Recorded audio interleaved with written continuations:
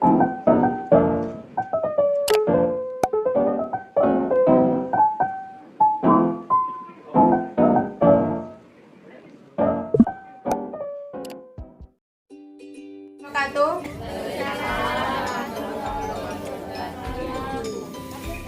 kasih kepada Ibu RT beserta seluruh ibu-ibu anggota PKK Desa Getas Pejajan RT 5 RW 3 yang sudah memberikan kesempatan kepada saya untuk menyampaikan poin penting terkait pendidikan pertama anak adalah keluarga. Nah, sebelumnya perkenalkan nama saya Anissa Konaa, mahasiswa KKN dari Universitas Muria Kudus. Oke, sebelum masuk ke poin penting, saya ingin bertanya kepada ibu-ibu terlebih dahulu. Bu, di sini siapa yang sayang kepada putra-putrinya? Angkat tangannya, mohon Bu. Nah, siapa yang ingin dibanggakan oleh putra-putrinya? Semuanya ya. Kalau ya, siapa di antara di sini yang ingin ditakuti oleh putra putrinya?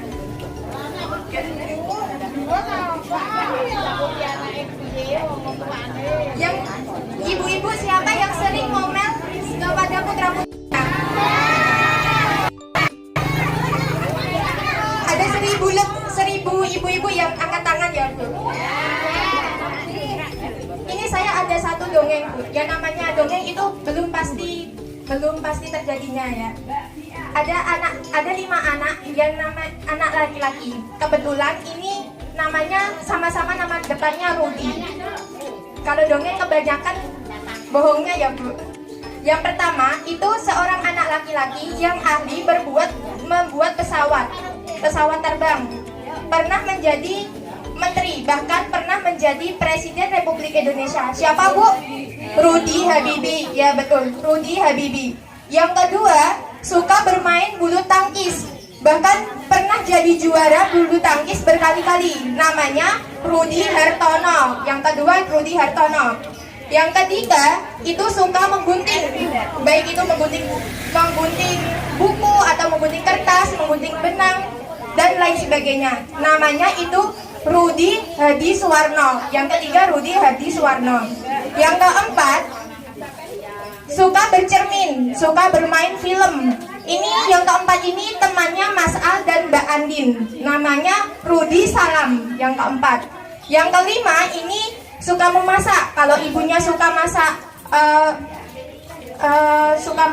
nasi goreng itu dibantuin begitu. Namanya itu yang kelima Rudi Khairuddin.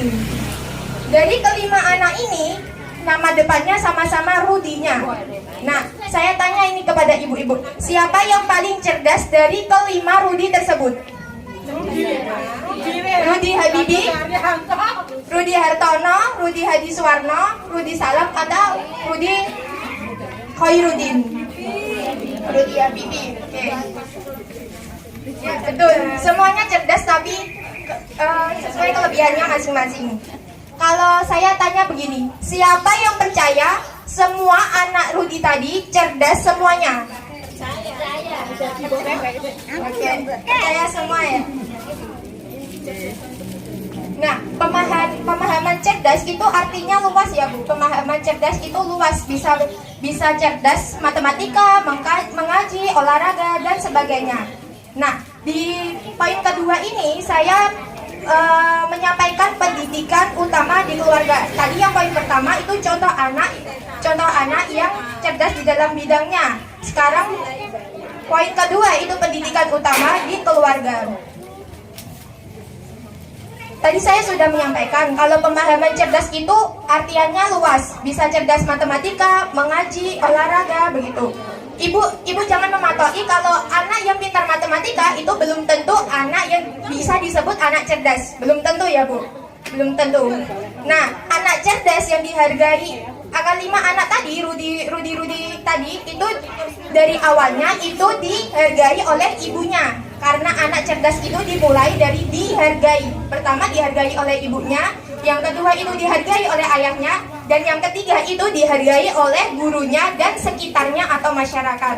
Nah, Maka dari itu, jika ibu-ibu ingin anaknya cerdas, seperti kelima Rudi tadi, ibu mulai dari awal itu harus menghargai anaknya. Apapun yang diperbuat harus dihargai, jangan dibentak-bentak. Nah, jadi kalau anak dihargai, tidak saling dibandingkan dengan anak yang lain, maka semua yang akan unggul di bidangnya itu akan lebih diunggulkan masing-masing dirinya, begitu. Saya ulangi. Jadi kalau anak dihargai, tidak saling dibandingkan, maka semua akan unggul di bidang masing-masing. Nah, tidak semua anak menjadi dokter atau insinyur. Tidak semua anak harus menjadi dokter atau insinyur. Bisa jadi anak tersebut bisa jadi dokter, bisa jadi ustadz atau ustazah, dan bisa menjadi polisi, tentara, dan lain sebagainya, begitu. Biarkan anak-anak mempunyai pilihan cita-cita yang sesuai potensi yang berbeda, sesuai potensi diri anak tersebut, begitu. Nah, yang poin kedua masuk ya, pendidik utama di keluarga. Nah, yang namanya anak-anak itu, anak adalah peniru terbaik di dunia. Maka dari itu, pendidikan keluarga adalah pendidik utama dari segala pendidikan. Saya ulangi ya Bu ya, anak adalah peniru terbaik di dunia. Maka dari itu, pendidikan keluarga adalah pendidikan utama dari segala pendidikan. Nah, jadi kalau yang namanya anak itu peniru dari sebaik-baik dunia, ibu-ibu, ayah, terutama orang tua atau kakak itu menjadi contoh terbaik, harus menjadi contoh terbaik bagi anak-anak. Anak-anak yang dimaksud di sini itu anak yang di usia dini. Nah, anak di usia dini ini contohnya di negatif dulu. Contohnya jika ibu, mohon maaf ya Bu, kebanyakan ibu itu kalau sama tetangga sebelah itu ngerumpi. Nah, ngerumpi itu di sebelah anaknya.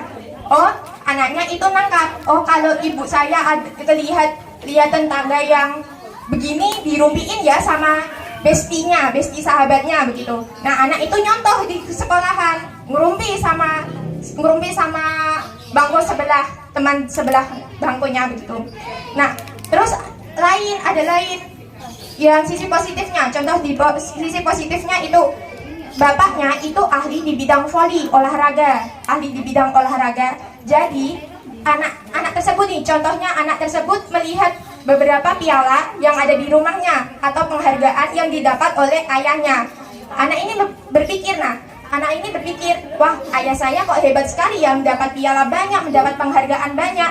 Jadi nanti kalau saya sudah besar harus bisa melebihi dari ayah saya, bisa menjadi atlet terhebat dan lebih handal daripada ayah saya. Contoh lagi dari sisi positifnya dari seorang ibu. Contohnya ibu seorang dokter. Kalau ibu jangan tinggi-tinggi lah, ibu seorang guru ngaji gitu. Ibu itu seorang guru ngaji di RT. Nah, anaknya melihat, wah, ibu saya hebat ya, bisa mengajar anak-anak tetangga mengaji, padahal dia seorang perempuan begitu. Dia seorang perempuan bisa mengaji begitu baiknya. Saya harus bisa melebihi dari ibu saya. Itu dari sisi positifnya begitu. Nah, maka dari itu pendidikan yang lebih penting itu, pendidikan utama dari anak itu adalah dari keluarga dan sekitarnya begitu. Diingat-ingat. Nah, poin yang ketiga itu, siapa yang pernah membantah anak di rumah? Tadi sudah saya tanya ya, ada ya ibu-ibu yang membantah anaknya? Ada begitu ya. Nah, ibu-ibu pernah atau tidak menjewer putra-putrinya di rumah? Pernah. Oke. Ada 1000 lebih ya yang menjawab pernah. Nah, ibu-ibu pernah membentak anak putra-putrinya di rumah? Nah, setuju gak Bu jika menjewer dan membentak adalah kekerasan terhadap anak? Setuju atau tidak kalau menjewer dan membentak adalah kekerasan terhadap anak? Setuju ya? Kalau setuju, maka dari itu stop kekerasan terhadap anak. Bagaimana caranya jika mendidik anak tanpa menjewer atau tanpa membentak? Kalau kata dari bahasa Belandanya itu, kalau nggak dijewer itu bahasa Belandanya dablek begitu ya. Itu bahasa Belandanya ya. Bahasa Jawanya apa? Bahasa Jawanya jangan disebutin, nanti anaknya seperti itu betulan. Nah, cara membentak anak yang baik itu dengan senyuman. Nah, contohnya ini. Ibu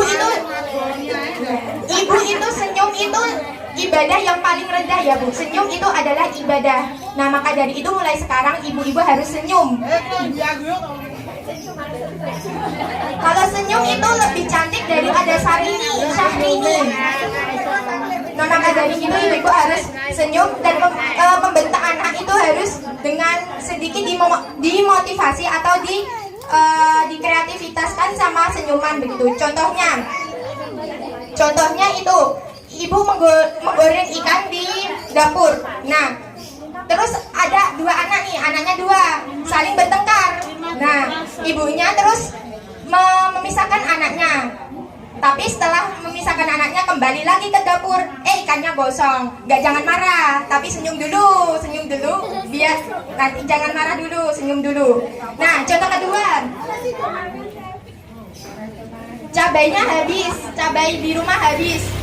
Caranya, cabai habis,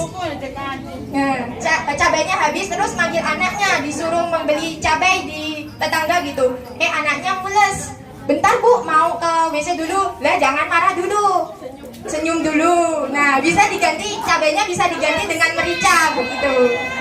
Keep smile katanya.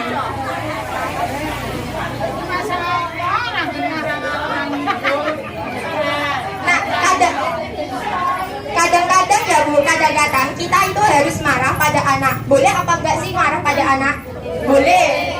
Caranya harus dengan cara yang lembut. Boleh, tetapi harus marah dengan cara cerdas. Maksudnya marah dengan cara cerdas itu bagaimana? Artinya marah yang cerdas dengan penyampaian sedikit senyum. Marah tetapi senyum membuat anak tidak bersakit hati, malah justru akan mendengar apa yang disampaikan oleh ayah atau ibunya. Contohnya tadi, apapun yang terjadi kesalahan harus senyum dulu, tapi jangan sampai memarah-marah, mengeluarkan kata-kata yang tidak enak yang menyakiti hatinya. Caranya dengan senyum dulu dan dimotivasi, begitulah intinya. Nah, pada intinya, marilah kita ubah cara mendidik dengan cara kekerasan, tetapi secara komunikatif dan penuh nilai-nilai persahabatan. Nah, sahabat yang paling baik buat anak-anak itu ibu, ayah, dan kakak. Nah, begitu. Selanjutnya poin yang terakhir nih, emotional intelligence. Yang dimaksud dengan emotional intelligence itu cerdas dalam semua bidang. Emotional intelligence itu cerdas dalam semua bidang. Tadi sudah saya sampaikan, jika arti luas itu bisa cerdas dalam pelajaran matematika, pelajaran bahasa Indonesia dan sebagainya, cerdas mengaji, cerdas olahraga dan sebagainya.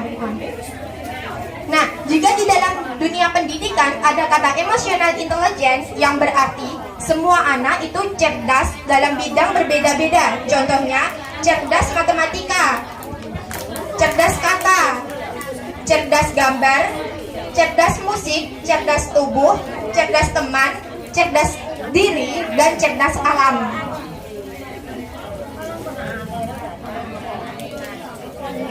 Nah, bidang cerdas itu yang pertama ada cerdas matematika. Di cerdas matematika itu bisa bersenang berhitung dan menyelimuti angka-angka, itu cerdas dalam bidang matematika. Yang kedua, cerdas kata. Cerdas kata itu bisa berbicara atau berbahasa yang baik, bisa public speakingnya bagus dan sebagainya begitu. Cerdas gambar itu contohnya cerdas dalam mendesain, cerdas dalam melukis, cerdas dalam merakit, dan lain-lain. Yang keempat itu cerdas musik. Cerdas musik itu bisa menggunakan alat musik, menyanyi, sebagainya begitu. Yang kelima itu cerdas tubuh. Jadi maksud dengan cerdas tubuh itu bisa bernari, dance dan lain sebagainya.